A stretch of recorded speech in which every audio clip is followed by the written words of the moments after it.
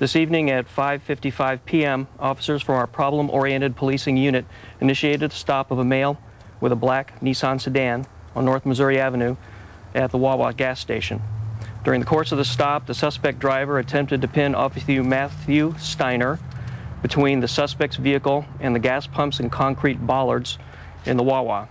Officer Steiner, who received injuries, fired his duty weapon in self-defense, striking the suspect. Officer Steiner was transported to Morton Plant Hospital with non-life-threatening injuries. The suspect, who was taken to Largo Medical Center, was pronounced deceased. And that's the summary of what happened. Can you tell us or describe the events leading up to this confrontation and why this driver tried to take action against your officer? At this time, it's an active investigation, and it's a very short period of time since we started it, so I can't quite answer that. I know that there was a stop was initiated in which they began some sort of encounter with this gentleman, at which time he got in the vehicle and then began acting very violently with the vehicle. Sir, what initiated the traffic stop? I don't know that at this time.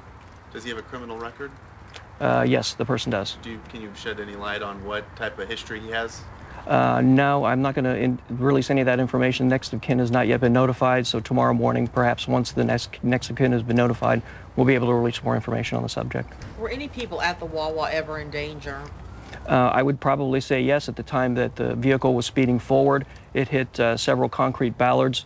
There was significant damage to the vehicle during this encounter, so I would say yes, that there were people there and they were in danger at the time. We know officer-involved shootings are always under review, can sometimes be controversial, but kind of explain from your guys' end why this officer's actions may be, like Lori was saying, maybe helped other innocent lives or protect people. At the time that the officer felt he was in peril for his own life and took action, it stopped the actions of the suspect at the time, and it may very well have prevented people from being injured or possibly killed in that parking lot tonight. What kind of injuries does the officer have? I can't speak to all of his injuries. He has minor injuries. They're non-life-threatening, but he does have injuries, and he is hurt because of it. Can you talk about how the officer is doing? I just spoke with him, actually, and he's doing okay, all things considered. It's a very difficult situation to go through something like this. What does it say about a situation like this, which starts out like a traffic stop and obviously escalates to what it did, how things can get to that point in such a short amount of time and how officers need to be on their guard?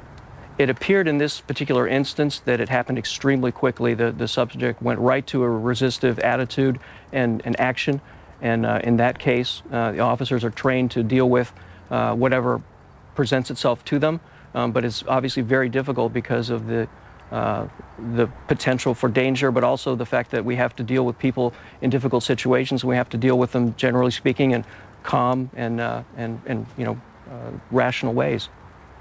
Can you talk about the unit that the officer was working with? You kind of talked about that a little bit. Yes, this is our problem-oriented policing unit. Our problem-oriented policing unit is specialized officers, and they're tasked with handling long-term quality of life issues and problems within the community.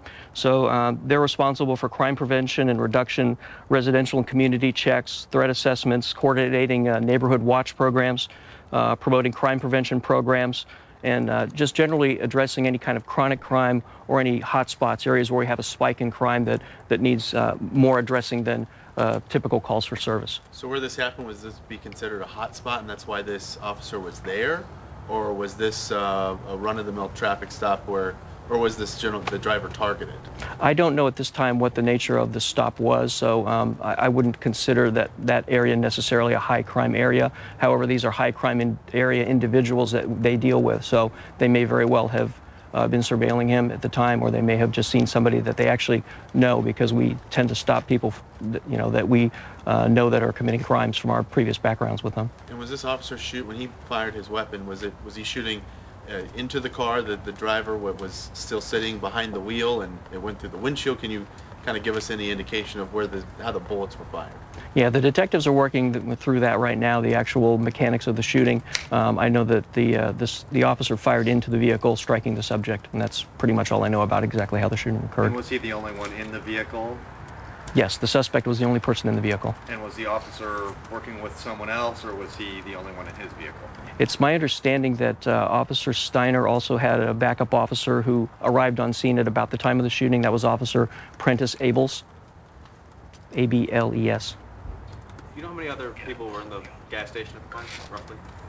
I would probably say there might have been a dozen just from the people that I saw when I arrived at the scene. So this is his training is kicking in, right? Kind of expand upon that? It seemed like it, yes, because it was such a violent, explosive situation. I think it happened in front of him, and he did what his good training would dictate for him to do. We have no information on whether it was his car or a stolen car or anything. That's under investigation right now. Yeah, we'll be able to release that later. I heard, I was at the scene, I spoke to a woman who said that she found a rental car slip that matched a black Nissan. Was the car a rental? I can't comment on that right now. Yeah. Gentlemen, anything else? No, thank you, Lieutenant. All right. Thank you very much. Lieutenant. Okay. Lieutenant, Spelling on your name.